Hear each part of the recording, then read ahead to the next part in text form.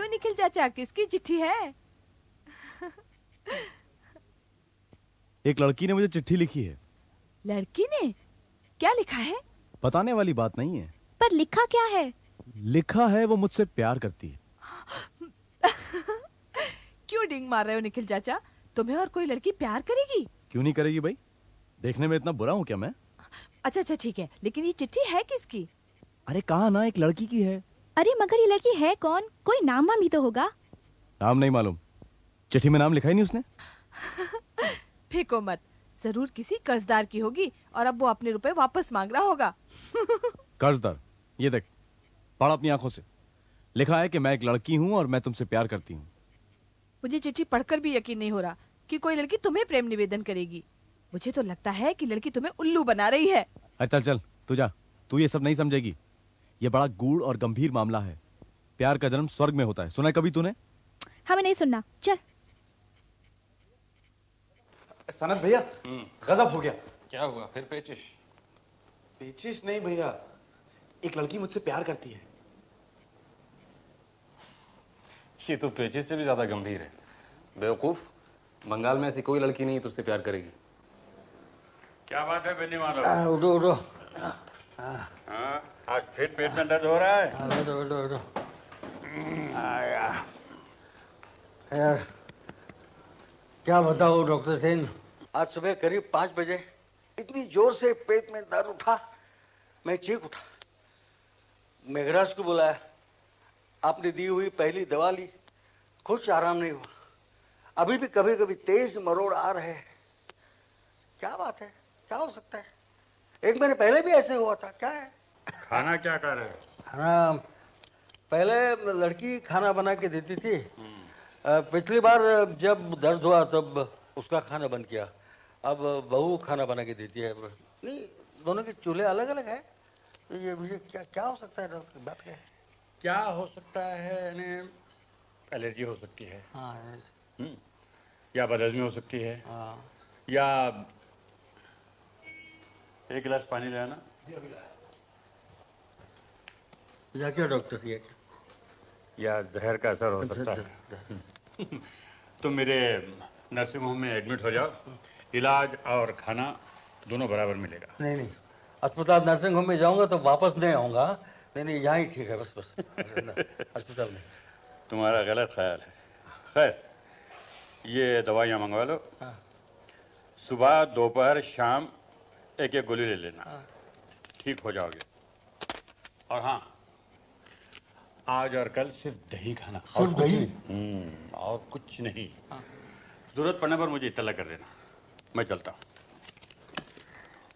Doctor, एक नहीं 2 बार ऐसा हुआ है। लड़का और लड़की इसी ताक में है कि मैं कब मरूंगा। मैं मर नहीं रहा, इसीलिए उतावले हो रहे। फिजूल की बातें बंद करो, तुम्हें कोई जहर नहीं दे रहा है। अरे भाई, क्या मालूम, दुनिया में रुपया ही तो सब कुछ है। तभी तो सब काम वाम छोड़कर मुझसे चिपके पड़े हैं। बेनी माधव, चुप रहो। मेघराज, डॉक्टर की बैग लेके नीचे जाओ और देखो ये पैसा लो और बाजार से एक शेर दही खरीद के लाओ। जाओ। चलता।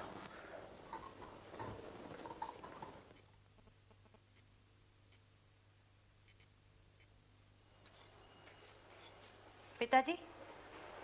बहू, खाना वापस ले जाओ। आज से अपने खाने का इंतजाम मैं खुद ही करूंगा। क्यों पिताजी? अरे, आज सुबह इतनी जोर से पेट में दर्द उठा कि डॉक्टर बुलाना पड़ा। अभी अभी डॉक्टर दवा दे के गए। पता नहीं तुम लोग क्या बनाते हो। ले जाओ खाना, दही खाकर ही रहूंगा।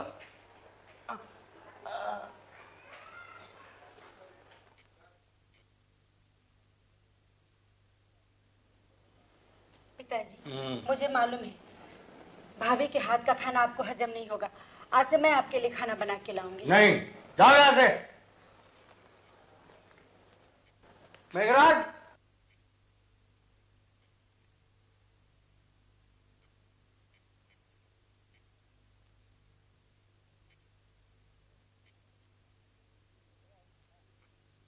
मेघराज। हाँ, तेरी बीवी होगी ना? जी। हाँ। बाल बच्चे? बाल बच्चे नहीं है। नहीं है। अच्छा, अब तेरी औरत तो खाना पकाना जानती होगी ना? जानती है बाबूजी। तुम रहते हो कहाँ? दिल्ली के आसपास कहीं? जी फरीदाबाद में। फरीदाबाद, हाँ। अच्छा, ये बनकर और मेरी बात सुन। तुम दिल्ली जाओ और अपनी औरत को यहाँ ले आओ। तुम्हारी औरत मेरा खाना बनाएंगी।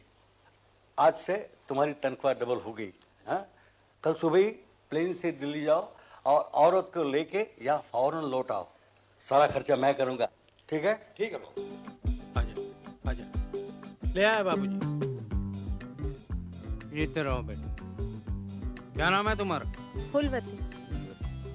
फुलवती, तुम अपना मेघराज का और मेरा खाना बनाओगी दोनों वक्त का। तुम नीचे रहोगी, कोई आएगा जाएगा तो दरवाजा खोलोगी और बाद में मुझे बताओगी, ठीक है ना? जाओ जाओ। फूलवती, जी रात को आने में मुझे देर हो जाएगी। एक पार्टी में जा रहा हूँ। पार्टी कब खत्म होगी कह नहीं सकता। दरवाजा खटखटाऊं तो खोल देना।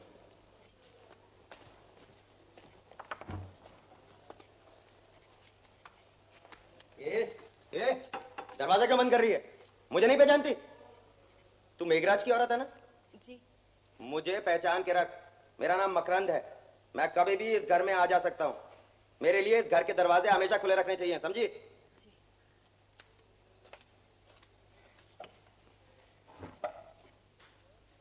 सुनो, यह है मेरे पुराने सॉलिसिटर सुधांशु बाबू। सुधांशु, यह है मेरी बेटी गायत्री, इसका पति गंगाधर, इनकी बेटी झिल्ली, और ये बैठा है मेरा लड़का अजय, उसकी पत्नी आरती और उनका उजड्ड बेटा मकरंद। ये मेरे पास बैठी है इनकी बेटी लावनी। यही मेरा पूरा परिवार है। नीचे दो लड़के रहते हैं, सनत और निखिल, वो मेरे मामा के तरफ से रिश्तेदार है। तुम सब लोगों को यहाँ बुलाया गया है क्योंकि मैं अपनी वसीयत बनाना चाहता हूँ। मेरी मौत के बाद मेरे नगद रुपए किसी को भी नहीं मिलेंगे। अब तक जो कुछ हर महीने मिलता है वो भी मिलता रहेगा। जब तक तुम लोग जिंदा हो तब तक ये मकान है तुम्हारे रहने के लिए, लेकिन इसे कोई बेच नहीं सकते। लावनी और जिल्ली के लिए मैंने बीमा कर रखा है। 21 साल होने पर दोनों को 50-50 हजार मिल जाएंगे। इन दोनों की शादी मैं करवा दूंगा। तुम लोगों को चिंता करने की जरूरत नहीं। लावनी के लिए एक अच्छा सा लड़का देख रखा है, मिलिट्री में लेफ्टिनेंट है। हाँ, जिल्ली के लिए अब तक कोई नजर नहीं आ रहा है, लेकिन मिलते ही दोनों की शादी एक साथ करवा दूंगा। मकरंद के लिए भी मैंने 50 हजार अलग रखे हैं। उसकी पढ़ाई का खर्चा भी मैं करने को तैयार हूँ, लेकिन उसकी कॉलेज से रिपोर्ट मिलती रहती है कि वो कॉलेज नहीं जाता, दंगा फसाद करता रहता है। अगर यही रवैया रहा तो मैं उसको भी कुछ नहीं दूंगा। मुझे कुछ नहीं चाहिए, मैं थूकता हूँ आपके रुपयों पर। देखा देखा बदमाश को, तुमने यही शिक्षा दिया बेटे को। पिताजी आप परेशान मत होइए, मैं समझा दूंगा। ये उम्र ही ऐसी है पिताजी। तुम क्या खाक समझाओगे? घर में कभी रहते भी हो? कहूँगा क्या, तुम्हें तो खुश होना चाहिए। जी, आपकी धन संपत्ति है, जैसे ठीक समझें करें, हम क्या कह सकते हैं। वैसे रुपए की कीमत तो घटती जा रही। नहीं पिताजी, आपकी समझ में जो आए वही आप कीजिए, हम आपके साथ हैं। क्या वसीयत में दस्तखत हो गए हैं? मैं परसों वसीयतनामा बनाकर ले आऊंगा, तभी ये दस्तखत कर देंगे। 2 गवाह भी साथ ले आऊंगा। हाँ हाँ, एक बात और बता देता हूँ। वसीयत में एक शर्त होगी, अगर मेरी मौत कुदरतन न हो, मतलब जहर देकर या किसी और तरीके से मैं मार डाला गया, तो किसी को एक पैसा भी नहीं मिलेगा। सारी संपत्ति कलकत्ता यूनिवर्सिटी को दी जाएगी, समझे? अच्छा, मैं परसों आता हूँ, इसी वक्त वसीयतनामा बनाकर लाऊंगा। ठीक है, चलिए। बेबी जी, कहाँ जा रही हो? चुप, आहिस्ता बोल। हम सिनेमा देखने जा रहे हैं। ये कौन है? ये मुझे नाच सिखाता है। ये नाच का सिनेमा है, इसीलिए साथ जा रहे हैं। चलो। इस लड़के से ही मेरी शादी होने वाली है। हम रात को बाहर गए थे, ऊपर दद्दू से मत बताना।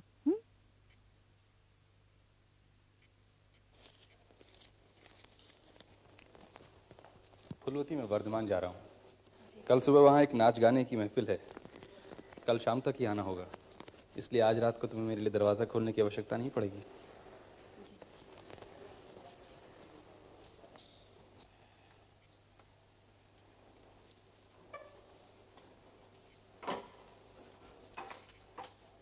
दरवाजा बंद कर दे।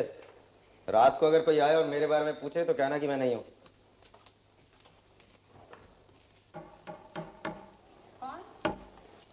मैं हूं। भूल गई क्या? अरे पगली, ये तो खुशबू है, खुशबू।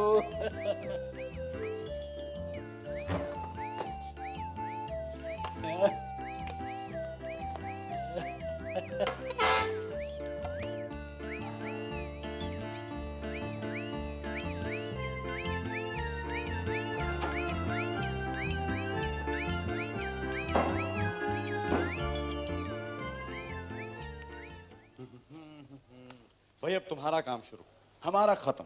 अब हम दिन भर सोएंगे। नाइट ड्यूटी खत्म, सुप्रभात।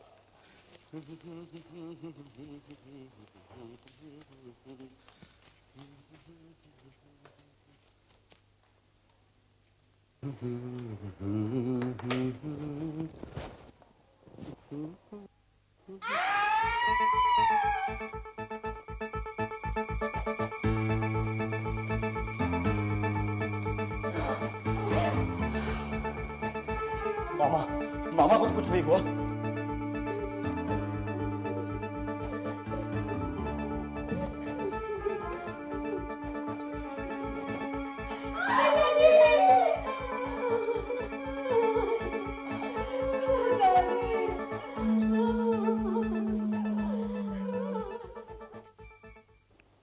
मतलब बेनी संहार। हाँ, ठीक ही कहा है, बेनी संहार और साथ साथ मेघराज वध भी। मामला उलझ गया है। बेनी संहार का मतलब है कि औरतों का जूड़ा बांधना, और जूड़ा ऐसा बंधा है कि सुलझना नामुमकिन लग रहा है। खून की वजह क्या है? बेनी माधव एक अमीर आदमी था। हर महीने अपने लड़के और लड़की को कुछ न कुछ रुपया देता था, लेकिन वो लोग उससे खुश नहीं थे। डॉक्टर सेन को शक है कि लड़के और दामाद में सांठ-गांठ थी। वो उसे खाने में जहर मिलाकर के मार डालना चाहते थे। मेघराज का खून क्यों हुआ? मेघराज घर का पुराना नौकर था। बेनी माधव के कमरे के बाहर सोता था ताकि कभी कोई जरूरत पड़े तो मदद कर सके। अब उसे खत्म किए बिना कमरे में कोई घुस नहीं सकता था, इसलिए उसे मार डाला। हत्या करने का हथियार मिला? हथियार तो नहीं मिला, लेकिन पोस्टमार्टम की रिपोर्ट से पता चला है कि हथियार कोई तेज चाकू जैसा था। एक ही वार में एक ही हथियार से दोनों को खत्म कर दिया। टाइम? ये कई रात के 12 से 3 बजे के बीच। अच्छा, आपको किन 5 लोगों पर शक है? लड़का अजय, उसकी औरत आरती, बेटी गायत्री और उसका पति गंगाधर, और अजय का बेटा मकरंद। मकरंद उस रात करीब 9 बजे घर आया था और उसी रात वापस चला गया। कहाँ गया कुछ पता नहीं, अभी तक गायब है। उसके नाम अरेस्ट वारंट निकाला है। घर में अब कौन कौन है? अजय, आरती, गंगाधर, गायत्री, झिल्ली, निखिल राय, सनत गांगुली और मेघराज की विधवा फूलवती। अजय की लड़की लावनी अपने डांस मास्टर के साथ सिनेमा देखने गई थी, लेकिन अभी तक वापस नहीं आई। निखिल और सनत रात को अपने कमरे से निकले थे, लेकिन दूसरे दिन वापस आ गए थे। इस समय घर में जो भी है उन सबको बाहर न निकलने के लिए कह दिया है। ठीक है, इन सब के जो बयान है उसकी फाइल आप मुझे दे दीजिए। हाँ, ये लीजिए। नमस्कार, मैं बेनी माधव का वकील हूँ। आज ही अखबार देखा तो। बैठिए बैठिए, अच्छा हुआ आप आ गए। अच्छा ये बताइए, बेनी माधव से आपकी आखिरी मुलाकात कब हुई थी? परसों। वो अपनी वसीयत बनवाना चाहते थे, तभी उनसे मिलना हुआ था। वसीयत पर दस्तखत होने की आज ही बात थी, लेकिन। अच्छा, वसीयत में क्या क्या शर्तें हैं? उन्होंने अपने रिश्तेदारों में से सभी को कुछ ना कुछ दिया, लेकिन अजय के बेटे मकरंद को छोड़कर। लड़का गर्म मिजाज का बेवकूफ है। मुद्दे की बात यह है, कि अगर उनकी मौत कुदरतन ना होती तो किसी को कुछ नहीं मिलता। सारा रुपया कलकत्ता विश्वविद्यालय को जाता। और संयोग देखिए कि उनकी मौत कुदरतन नहीं हुई। अब तो शायद किसी को कुछ ना मिले।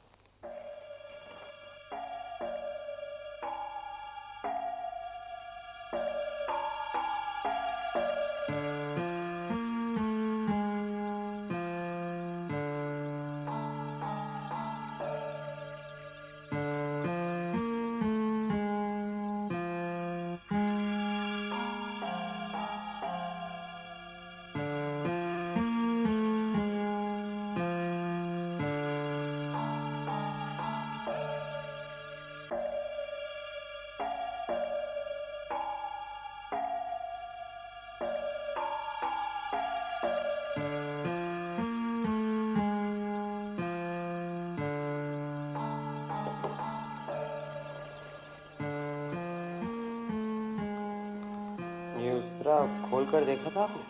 नहीं तो, लेकिन बेनी माधव खुद दाढ़ी नहीं बनाता था। मेघराज रोज सुबह उसकी दाढ़ी बनाता था।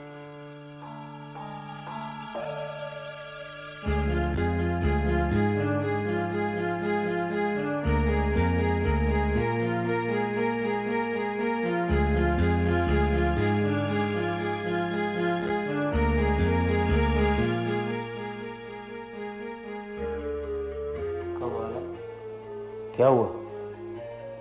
इस पर तो उंगली के निशान है।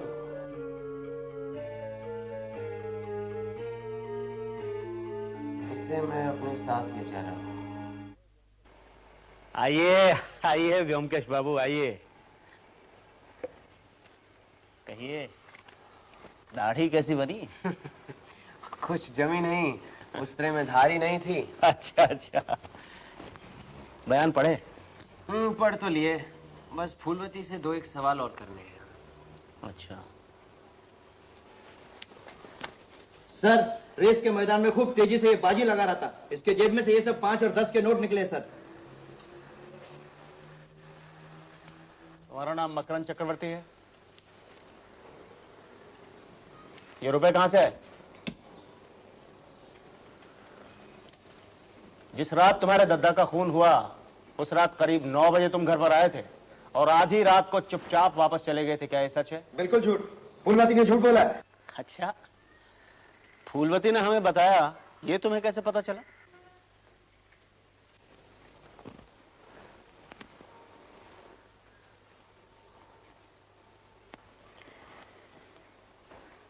उस दिन तुम्हारे दद्दा ने अपनी वसीयत के बारे में बताते हुए तुम्हें कुछ भी न देने का फैसला किया था और तुमने कहा था कि मैं थूकता हूं तुम्हारी इस दौलत पर, और गुस्से में तुम चले गए थे।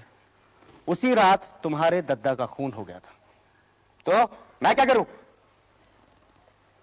चुपचाप अपने कमरे में जाओ और वहां से निकलने की कोशिश मत करना, समझे?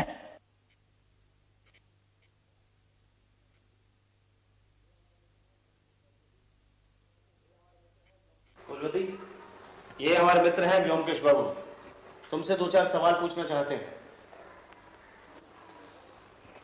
मेघराज से शादी कब हुई थी तुम्हारी? 4 साल पहले। उसकी पहली पत्नी हो? जी नहीं, एक और थी, वो गुजर गई है। कहाँ की रहने वाली हो? फरीदाबाद की। और मेघराज? वो भी फरीदाबाद का।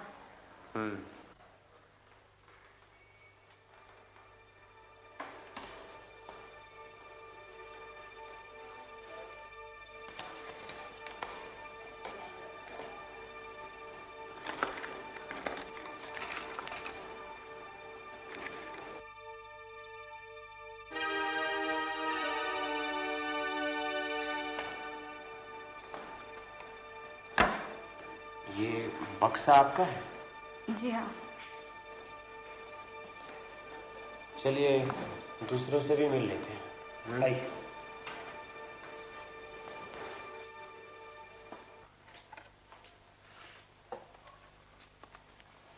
क्यों जनाब, शाम को दाढ़ी बना रहे हैं? रात का पंछी हूं ना, इसलिए शाम को बना रहा हूं। जो लोग दिन में काम करते हैं वो सुबह बनाते हैं। इंस्पेक्टर साहब, आप मुझे ऑफिस जाने दीजिए ना। मैं कसम से कहता हूं कहीं नहीं भागूंगा। चाहे तो आप 2 सिपाही लगा दीजिए मेरे साथ। अरे अरे, ऑफिस जाने की इतनी जल्दी क्या है? असल में ऑफिस में कई अविवाहित लड़कियां काम करती हैं ना। मैं उनमें से एक को ढूंढ रहा हूं जो मुझे बेनामी चिट्ठी लिखती है। बस मिलते ही मैं उससे शादी कर लूंगा। मामला रहस्यमय लगता है। क्यों ब्योमकेश बाबू? ब्योमकेश बाबू, आप ही सत्यन्वेषी ब्योमकेश बख्शी हैं। आपको मेरी बेनामी चिट्ठी की गुत्थी सुलझानी पड़ेगी, वरना मैं मर जाऊंगा। 4 चिट्ठियां आ चुकी हैं। कहाँ है वो चिट्ठी? ये रे। इन्हें मैं रखता हूँ, मैं पूरा पता लगाने की कोशिश करूंगा। जी। फिलहाल आप कहीं नहीं जाएंगे, यहीं पर रहिएगा। मैं दफ्तर में जाकर तहकीकात करूंगा। आपके पास बरसाती है रेनकोट? रेनकोट? आप रेनकोट से लड़की का पता लगाएंगे? नहीं, लड़की का नहीं, किसी और का है आपके पास? एक थी तो सही।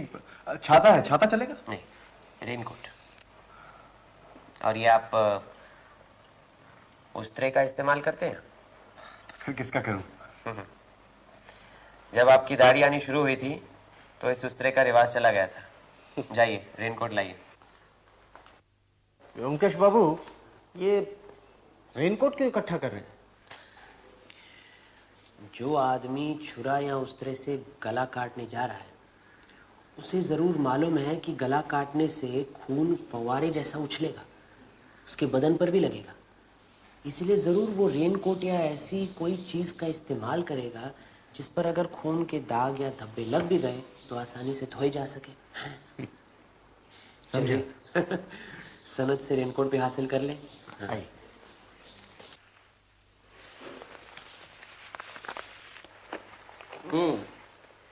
नया है ये। रेनकोट लिए जा रहा हूँ, 2 दिन के बाद वापस कर दूंगा। इसकी रसीद दिए देता हूँ। रसीद की क्या आवश्यकता है? आपका राज है, जो मन में आए कीजिए। आपके बयान में पढ़ा था कि जिस रात बेनी माधव का खून हुआ उस रात आप वर्धमान गए थे।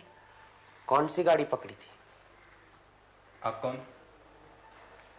ये ब्योमकेश बख्शी हैं, मशहूर सत्यन्वेषी। नाम सुना है, लेकिन मैं जासूसी कहानियां नहीं पढ़ता। क्या कह रहे थे आप उस रात वर्धमान गए थे, किस गाड़ी से? रात 10:30 की गाड़ी से।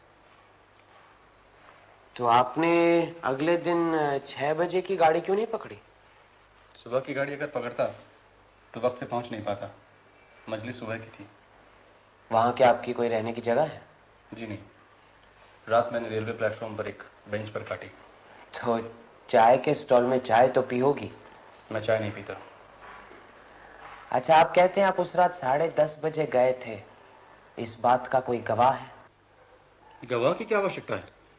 आप क्या सोचते हैं मामा का खून मैंने किया है? चलो इंस्पेक्टर, ऊपर चलते हैं। नहीं, ये कोट बाहर गोविंद को देते।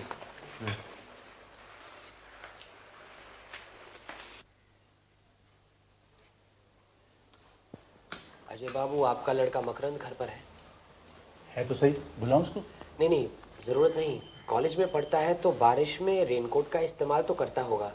आप उसका रेनकोट दिखा दीजिए हमें।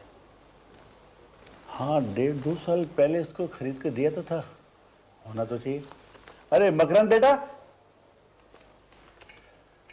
वो बेटा अपना रेनकोट लाया, इनको दिखा।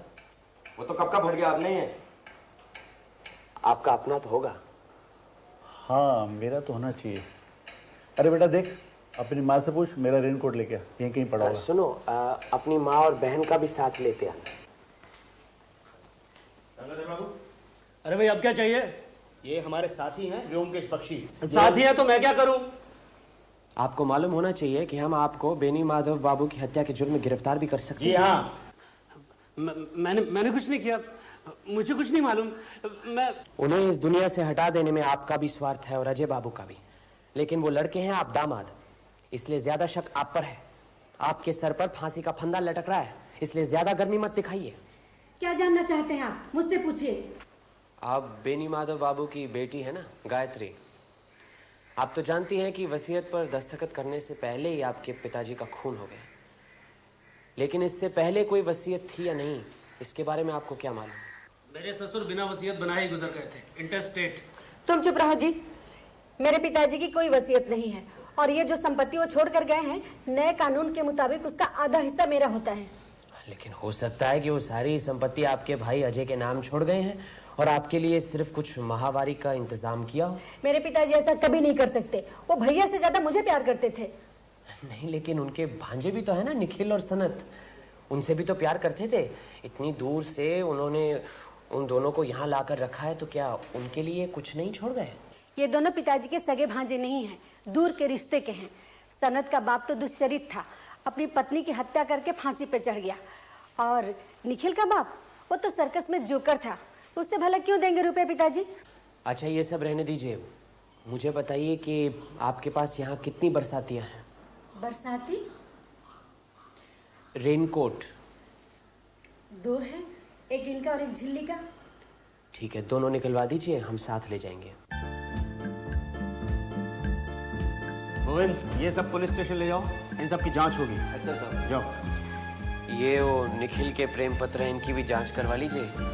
मुझे तो लगता है जरूर किसी लड़की के उंगलियों के निशान भी मिलेंगे इस पर। आज के लिए इतना काफी है। रात को सोचकर देखता हूँ कि अगला कदम क्या होना चाहिए। तो कल सवेरे यहीं पर 9 बजे मिलते हैं। आइए।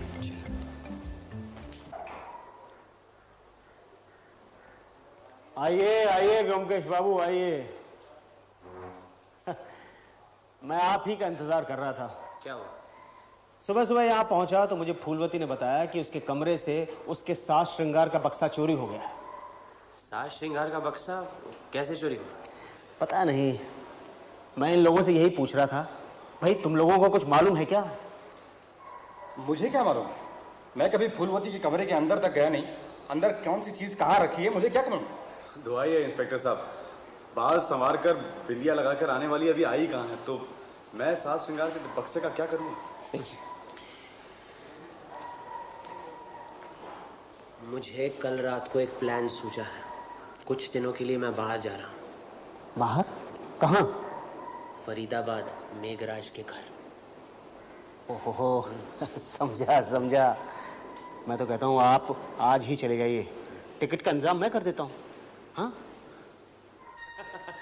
कैसे हैं? आइए व्योमकेश बाबू, आपने 5 दिन लगा दिए। अजी 5 दिन तो लगा दिए, लेकिन काम पूरा हो गया। हाँ, ये हिम्मत लाल है, आप इसे संभालिए। चोर या खूनी नहीं है, हमारे बड़े काम का आदमी है। हाँ? अच्छा, आज शाम को 4 बजे बेनी माधव की बैठक में एक ड्रामा होगा। हाँ? आप बनेंगे स्टेज मैनेजर।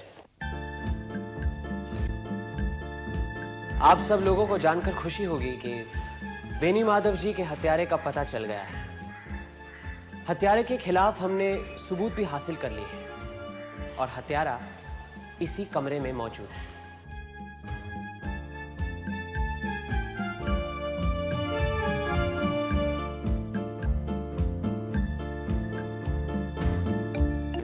जब मैं छानबीन करने के लिए बेनी माधव जी के कमरे में गया तो वहां मुझे एक उस्तरा मिला, लंबा पुराने किस्म का, जिससे कि मेघराज रोज सवेरे बेनी माधव जी की दाढ़ी बनाता था। जब मैंने उसे करीब से देखा तो ऐसा लगा कि उस पर तो किसी की उंगलियों के निशान नहीं है। किसी ने बड़ी चतुराई से उंगलियों के निशान मिटाकर उसे वापस रख दिया था। क्यों? मुझे शक हुआ। मैं उसे घर ले गया। उससे दाढ़ी बनवानी चाहिए, लेकिन उसकी तो धार ही उतर गई थी। दाढ़ी क्या, उससे तो पेंसिल भी नहीं बनवा सकते थे। फिर मुझे यकीन हो गया कि जरूर इसी उस्तरे के साथ ही किसी ने उन दोनों आदमियों का गला काट दिया है। लेकिन अब सवाल ये उठता है कि उस्तरा था कमरे के अंदर और खूनी आया कमरे के बाहर से, तो फिर कमरे में घुसने से पहले उसने उस्तरा हासिल कैसे किया? किसी ने जरूर उसे बाहर निकाला होगा। किसने निकाला? उसी दिन मेघराज ने सवेरे बेनी माधव जी की दाढ़ी बनाई थी और बेनी माधव जी के कमरे में सिर्फ 2 लोग जाते थे, एक तो मेघराज और एक फूलवती। भला मेघराज अपना गला काटने के लिए उस्तरा क्यों चोरी करेगा? तो बचा कौन?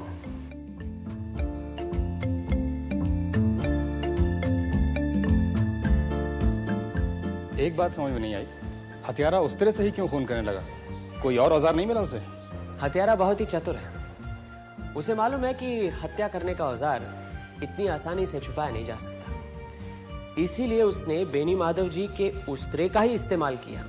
उसी से उनका गला काटकर उसे वापस उसी जगह पर रख दिया, ताकि किसी को ख्याल भी नहीं आएगा कि हत्या उसी उस्त्रे से की गई है और पुलिस अंधेरे में टटोलती रह जाएगी।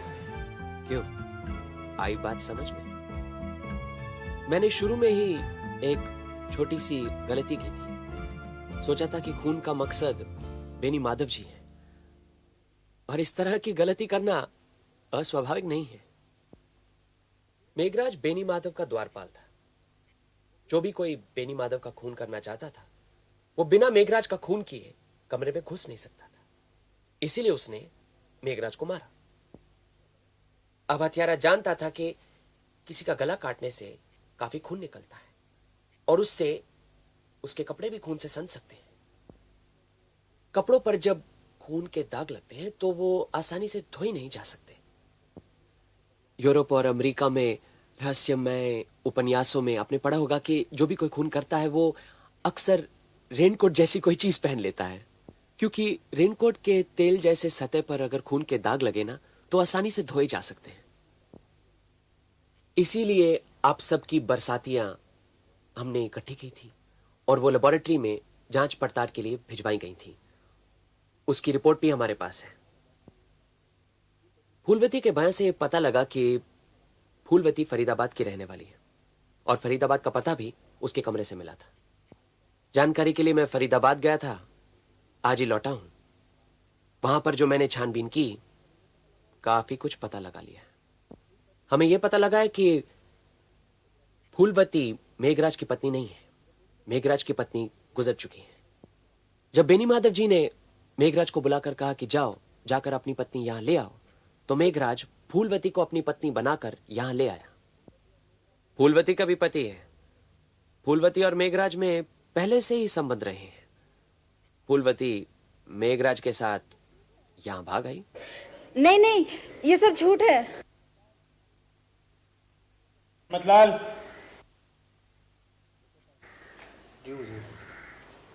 इसे पहचानती हो?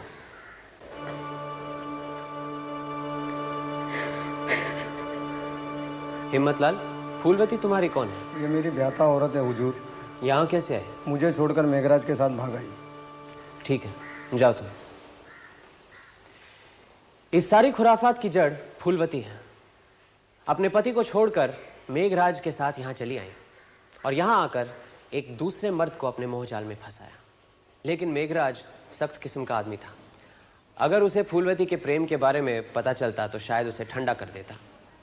इसीलिए मेघराज को रास्ते से हटाना बहुत जरूरी था। लेकिन मेघराज का खून करने से पकड़े जाने का डर था। इसीलिए मेघराज के साथ साथ बेनी माधव का खून करके पुलिस की आंखों में धूल झोंकने की साजिश थी। अब सवाल यह उठता है कि क्या फूलवती अपने हाथों से इन दोनों आदमियों का गला काट सकती थी? अक्सर छुरा, तलवार, उस्त्रा औरतों के हथियार नहीं माने जाते। इसका मतलब है जरूर फूलवती का कोई मददगार था। फूलवती के कमरे में मैंने लकड़ी का एक साज श्रृंगार का बक्सा देखा। उस बक्से के अंदर आईने के साथ उसकी एक तस्वीर मिली जिसमें वो पलंग पर बैठकर हंस रही थी। दूसरे दिन सुना कि वो साज श्रृंगार का बक्सा चोरी हो गया है। असल में वो बक्सा हमने ही हटाया था। इंस्पेक्टर, वो बक्सा निकालेंगे?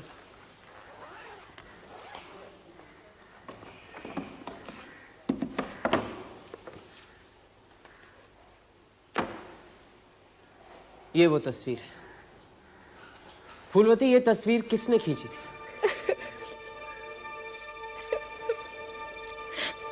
सनत बाबू, आप तो फोटोग्राफी के कदरदान हैं, विशेषज्ञ भी। जरा देखिए तो।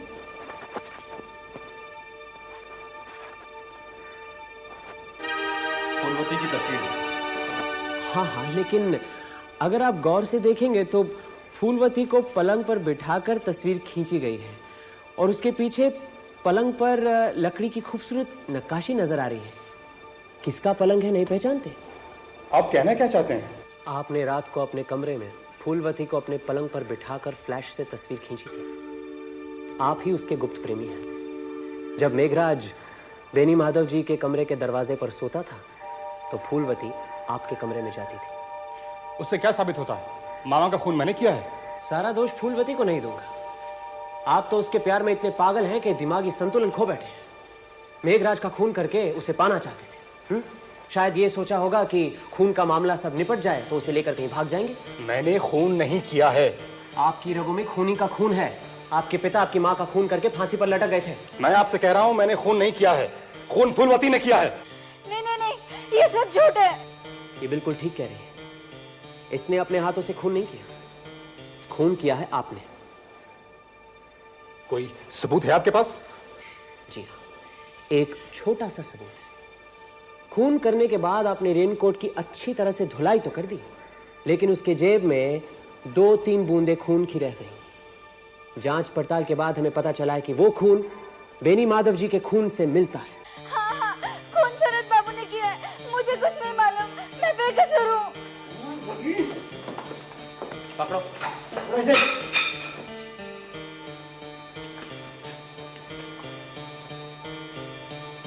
फूलवती, तुम भी कसूरवार हो। तुम्ही ने बेनी माधव जी का उस्तरा चोरी करके सनत बाबू को दिया था और उस रात तुम्ही ने दरवाजा खोल के सनत बाबू को घर में घुसाया था और फिर खून करने के बाद जब वो घर से बाहर वापस गए तो तुमने दरवाजा बंद कर लिया। हो सकता है कि खून से सना हुआ रेनकोट तुम दोनों ने धोया हो। तुम दोनों ही अपराधी हो।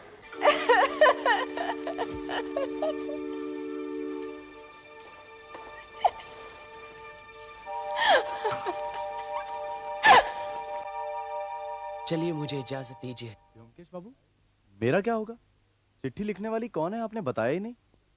अरे हाँ अच्छा, ये बताओ मुझे कि अगर मैंने तुम्हें बता दिया कि चिट्ठी लिखने वाली कौन है तो तुम क्या करोगे? क्या करूंगा? शादी करूंगा उससे, और क्या। व्योमकेश बाबू, लड़की चाहे लूली लंगड़ी बहरी कैसी भी हो, मैं उससे शादी कर लूंगा। तो बस समझ लो कि लड़की का पता चल गया। ए झिल्ली, इधर आ। ये रही तुम्हारी बेनामी चिट्ठियों की रचयिता। पकड़ो इसे। ये झिल्ली? झिल्ली मुझे चिट्ठियां लिखती थी? झिल्ली मुझसे प्यार करती है? पर व्योमकेश बाबू, झिल्ली तो मेरी भांजी है। अरे घबराओ मत, बड़ी समझदार लड़की है। हाँ? बिन सोचे समझे उसने अपना दिल नहीं दिया। जानता हूँ तुम्हारा मामा भांजी का रिश्ता है, लेकिन रिश्ता बहुत दूर का है। कानूनन शादी करने से कोई अड़चन नहीं है, समझे? कमाल की हैं आजकल की लड़कियां। इतने दिनों से नकेल डालकर घुमा रही थी मुझे। खैर, शादी हो जाए तो फिर मैं भी देख लूंगा। देखा क्या कह रहा है?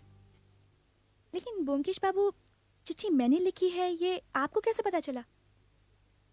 अरे बेवकूफ, सारी चिट्ठियों पर तो तुम्हारे उंगलियों के निशान थे, हैं? और फिर लिखाई भी तुम्हारी थी।